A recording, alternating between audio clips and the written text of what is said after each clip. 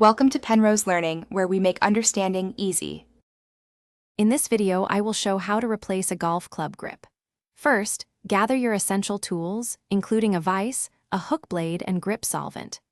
Next, secure your golf club firmly in a vise, making sure to use a rubber clamp to protect the shaft from any damage.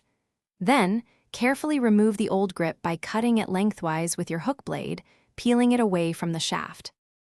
After removing the old grip, it's crucial to prepare the shaft properly. Begin by peeling off all the remaining old grip tape. Sometimes, adhesive can be stubborn, so apply a generous amount of grip solvent to help loosen it up.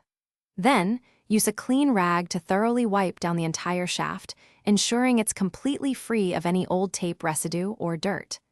A clean shaft is key for a secure new grip. Now, let's get ready for the new grip. First, apply new double-sided grip tape to the shaft, making sure it covers the entire area where the grip will sit.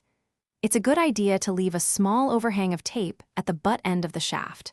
Next, liberally apply grip solvent both inside the new grip and all over the new tape on the shaft.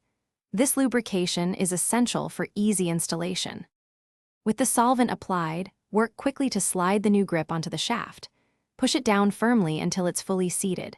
Before the solvent dries, take a moment to adjust the grip, ensuring it's perfectly aligned with your club face. This step is crucial for a comfortable and effective swing. Remember to check the description for a link to * the simple path to wealth * and other great deals.